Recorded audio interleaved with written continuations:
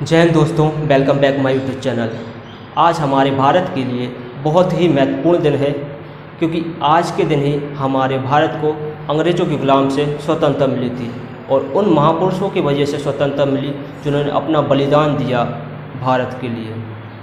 मगर हम शायद इतिहास भूल चुके हैं या शायद हम याद रखना नहीं चाहते हैं, क्योंकि हम किसी और दिशा की तरफ को जा रहे हैं।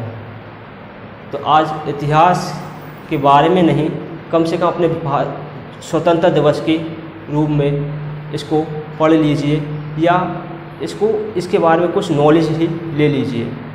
जो 15 अगस्त क्यों मनाया जाता है और किन किन लोगों को लिए, किन लोगों की वजह से हमें स्वतंत्रता मिली, उनके बारे में ही जानना चाहिए।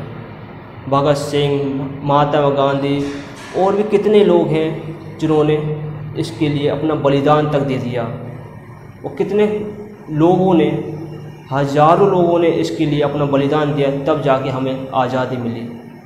मगर शायद हम इतिहास को इतना बारीकी से नहीं पढ़ते हैं। तो चलिए 15 अगस्त के बारे में थोड़ी नॉलेज ले लीजिए। तो आज 2023 के चल रहा है, हम 2023 में 77वां स्वतंत्रता दिवस के रूप में मनाने वाले हैं।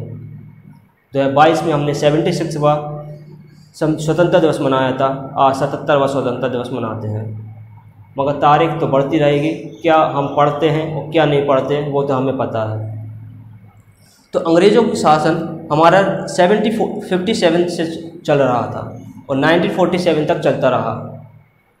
तो आप सोचो 190 साल तक इन्होंने हम पर राज किया। मगर जो अंतिम वायसराय थे वो कौन थे?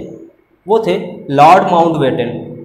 इन्होंने एक घोषणा की थी कि 15 अगस्त 1947 तक हम भारत को आज़ाद कर देंगे। उस टाइम हमारी 34 करोड़ जनसंख्या थी, इसलिए हम पे राज किया। मगर आज के टाइम हम पे 140 करोड़ जनसंख्या है, जो ही बहुत ही नंबर 1 पे है शायद। सबको हमने पीछे छोड़ दिया पॉपुलेशन के मामले में। तो चलो ये तो पॉपुलेशन की बात है। मगर एक ऐसा राज था जो अंग्रेज़ों का गुलाम ना था, जो मगर दूसरे लोगों का गुलाम था, जो था पुर्तगालियों का गुलाम था। गोवा एक ऐसा राज्य है जो अंग्रेज़ों का गुलाम नहीं था, बल्कि पुर्तगालियों का गुलाम था, जो 1510 से लेकर 1961 तक ये पुर्तगालियों का गुलाम रहा।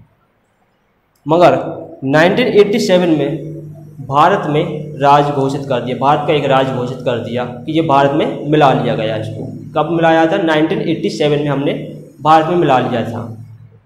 ठीक है।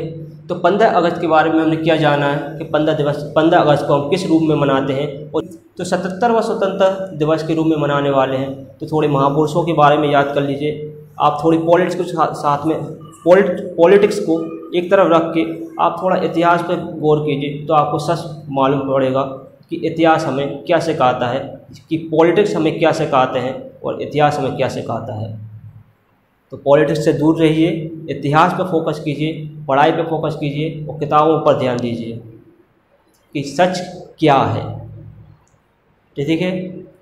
एंजॉय कीजिए, स्वतंत्रता दिवस मनाइए। सबसे बड़ा त्यौहार है हमारे भारत के लिए, चाहे कोई भी धर्म का हो, हिंदू हो, मुस्लिम हो, सिख हो, ईसाई हो, सबके लिए सबसे बड़ा त्यौहार स्वतंत्रता दिवस है।